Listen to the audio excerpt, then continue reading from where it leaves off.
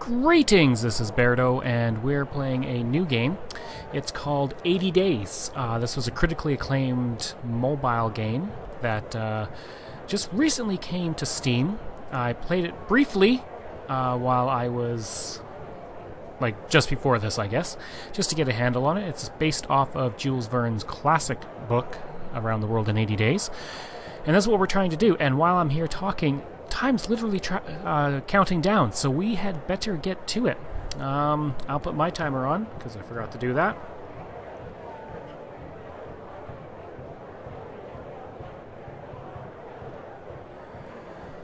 Okay, so yeah, time's tracking down. We gotta get our butt in gear. Alright, now let's explore, see what we can find here. And by doing so, we found new routes. So what route do we want to take? We had a few hours to spare. I asked Monsieur Fogg if I might enjoy the city before we had to leave. Indeed, and should you learn anything of note, be sure to relay it. I nodded and headed into town, so we kind of choose what to say here, and it moves the story. The talk on the streets was of one thing only, an enormous, elegant, oval stadium constructed upon the green fields of Champ de Mars, and containing the technological marvels, art, amusement parks, and milling crowds of the World's Fair of 1872. My city still wore the scars of last year's siege. I ventured inside, but I was certain Monsieur Fogg did not intend for me to visit fairs. Let's go to the fair. I ventured inside the grand illuminated pavilions of the exposition. An artificer was replacing an arc light. I went west towards the airship hangar. Let's go to the airship hangar. I went west towards the airship hangar, past a booth with a husband and wife pair selling panoramic hot air balloon rides to eager tourists. I inquired as their hourly rate. The hangar was crowded with airships. You know what? This could be a quick way to travel. Let's do it. £80 for a half-hour flight. Not today, I think. The man nodded and moved on to the next punter with great swiftness. I regarded the airships that filled the hangar behind him. I want to take an airship. There was a huge number on display from all over the world, and my eye was immediately on... Do we do the African-made rigid metal balloon? Sorry, my dog looks really cute right now. The gilded Egyptian Ilfrit-class airship, the metal-clad Savarka Atmonic, and I apologize, I'm probably going to butcher a lot of things here when I try and pronounce them. Okay, the twin-bladed Peruvian gyrocopter. Let's do the gyrocopter. They said the Incas invented the gyrocopter, boasted the dark-haired pilot, putting up her goggles to give me a wink. Nice. As their heirs, we Peruvians have made some few appearing routes. Seems unlikely. You do not see many of these in the air. I do not. Are they unsafe? The lady shook her head. No, they are quite safe, but they are quite hard to build. Perhaps one day, soon, Monsieur Fogg, Mr. Fogg, and I would find ourselves flying in such a craft. I returned to the exposition center, my thoughts turning to the clouds and engine rotors. Avenues sprawled in every direction between the inviting illuminated pavilions of the exposition. We better go. I decided to take my leave and return to Mr. Fogg, who was eating a meal of plain boiled beef à la glaze. I'm sorry for mispronouncing all this. Did you enjoy the exposition? My master inquired diffidently. Oh my god. Yeah, I nodded. Nothing else could possibly impress me that way. I'm luckily lucky to live in the age of invention.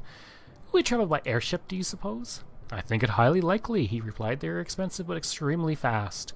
I dreamed that night of mechanical wonders and automatons with beautiful enameled faces, knowing little of the strange inventions and stranger peoples I would soon encounter in my journey around the world. Okay, do we have anything we can sell at the market? I did have to pack a suitcase in London, and, let's just see if there's anything we can sell here.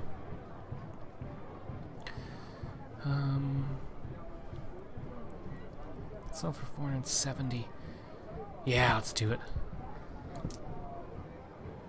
No, I want to sell that. There, cha-ching. Traveling cloak. Let's take this. We did buy an extra suitcase, so we're going to take this. And I think that will be good. Okay. 7 o'clock. We just came from London. We do not need to stop. What do we want to do? Arrive Saturday, Friday. Let's go to Munich. Maybe we can alter the departs in 2 days? Let's negotiate. So if I pay him 200, I'm not... Oh my god, I can't afford that. No. I don't think we can... Let's go down here. In 3 days. Tomorrow. Alright. We're going to Amsterdam. How do I do it?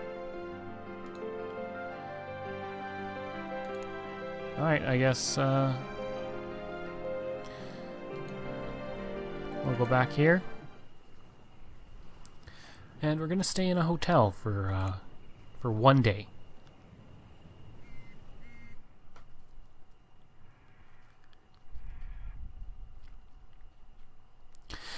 We took a hotel for the night. We will be comfortable here, Mr. Fogg remarked, but traveling overnight will be more efficient. Where possible.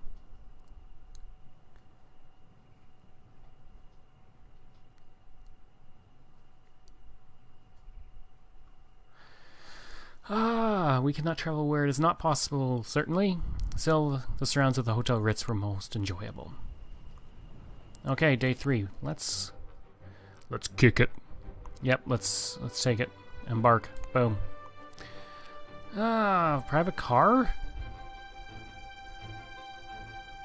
I have to literally... Oh, okay, I gotta hire a second car. Go! Alright, we're putzing along in our little car on our way to Amsterdam. We found a member of the Coachmakers Guild to carry us to Amsterdam. She loaded suitcases onto the back, stoked the boiler, and took off high speed along the coastal road, swerving around each corner with considerable skill and, I think, a touch of showmanship. I clung on tight. This would be a terrific ride. And let's just read the paper. Balloonist kidnappers exposed at World's Fair. Well, that's good to know.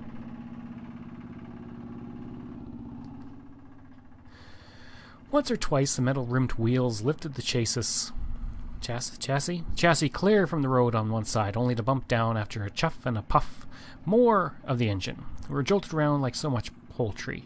We must have topped 40 miles, maybe even 50 miles an hour. A fabulous way to travel. The Polish inventor Bosek, who had first attached a perfectly decent locomotive engine underneath a flimsy wooden crate, was clearly a genius. I think growing in popularity. Such cars were growing in popularity, starting from their use in farmsteads and extending up through the classes. It was said the king of Sweden now drove one. I'm tongue-tied, sorry. Though presumably only to show solidarity with the beleaguered potato farmers. As we rattled on, I spoke to the driver, and learned that some buyers will pay well for geometric equipment from Berlin. Good to know. I don't know if we're going to Berlin, though. It will be quite valuable here. Okay. Let's go to the bank. We must visit the bank, Mr. Fogg. You have additional funds? I'm a gentleman. They would extend me credit if required. He replied, but do you suppose I put my entire fortune into the carpetbag under your supervision? I did not answer. I regarded the bank as we entered. It was a small affair, but efficiently looked after, and we were quite quickly seen to. You wish to withdraw funds? I warn you, it may take some time. No. Thankfully, such a situation is not desperate. Onwards! And it is not desperate. Okay, Berlin, a lost Rembrandt. How much is that? Oh, we have to go to Munich. And we'll take this. And 53. Now let's sell this. Gee. Yeah. Yeah, the geometry equipment is valuable here, so we'll sell it. Okay. Berlin. I want to go to Munich so we can sell this for a buttload of money. Oh, look at all these wonderful new routes we've discovered.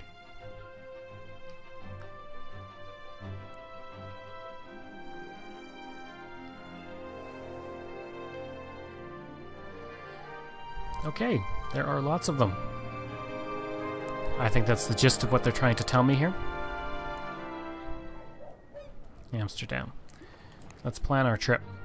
I'd like to go to Berlin because I have this Rembrandt that's extremely valuable. Ah, 2 days, huh? Well, considering how much this is worth.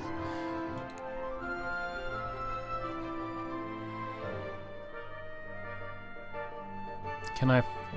Nah, let's... Alright. Tomorrow at 8 a.m. Okay.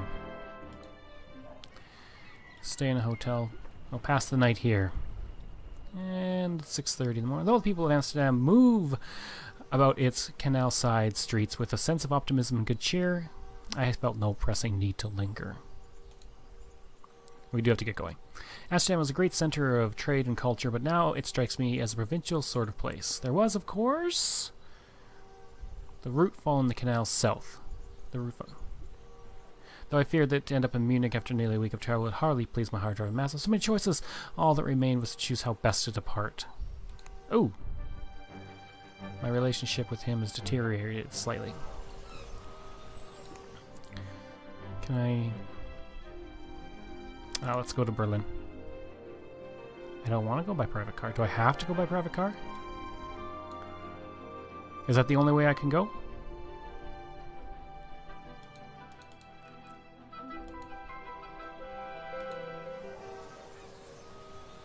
Oh, we gotta go. We're gonna be late. River cars too, which will suffice. Let's do it. Go. We're back in a car, traveling our way across Europe. Certainly taking our time. Our next leg was another short trip in a car. I bounded in, eager to get started. We hired the same drivers before. You too, she exclaimed. Get in. Oh, what's this? Okay, I shaped my mustache. Nice. As we departed Amsterdam for Berlin, I begged Monsieur Fogg to allow me to turn at the wheel. He looked to our driver, who smiled and happily moved to one side. The wheel beneath my hands was like nothing I have experienced before. Almost an electric sensation, as though thunderstorms rippled inside the wood itself. I drove by sheer instinct, quite without thought to the mechanisms involved. That presumably is how he came a cropper. I assumed the car would start normal after we paused on a slope to avoid a wandering passerby. I was mistaken, however, and as we rolled backwards, I do believe all that stopped us was the ditch into which we've tilted, quite like a ship in the bottle. Ooh, far worse than the expression on my master's face. Hours later, the car was fixed and we were able to drive on, but the irrevocable had already occurred. We were now a day behind. Son of a bitch. Sorry. Uh-oh, SpaghettiOs.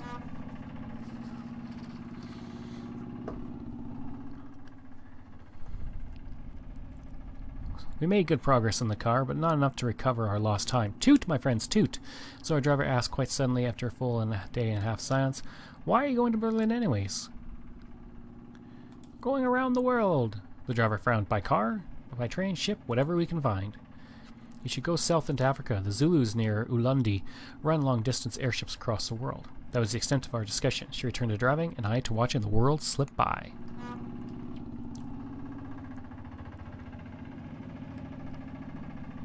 And we arrive in Berlin.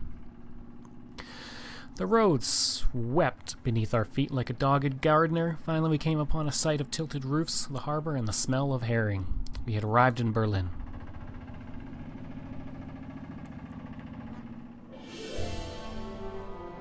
We must make haste. Yeah, we're not actually buying anything here. I have more or less wanted to depart. We're going by steam carriage. Okay. We gotta go.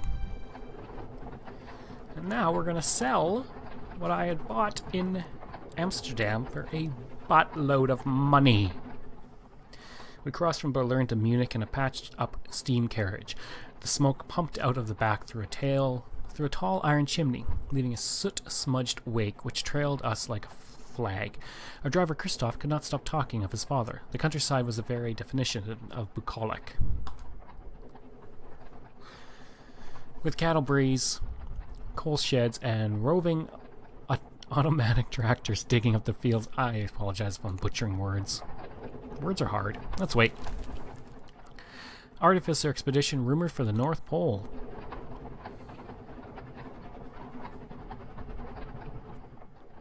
One man passing called out, "You are English." "Indeed we are." "Pip, pip," he called back in a crude imitation of Mr. Fogg's accent, and he and his fellows fell from laughing as we left them far behind. I laughed too. And so... Oh, God. Apparently he did not like that. Tough crowd. Yeah, well, he may not like me, but... we gotta sleep. The Franco-Prussian War concluded but a year previously. Thus, my French accent. Why would I flaunt that? The concierge of our hotel was most suspicious when I approached the desk. I did not care for politics. What was the enmity of nations to me? Still, so I said, still, in order to avoid any untowardness, I spoke as little as possible during our stay and tried to adopt Germanic rather than Francophone expression to match, with perhaps mixed success, if Mr. Fogg's faintly quizzical looks were of any measure.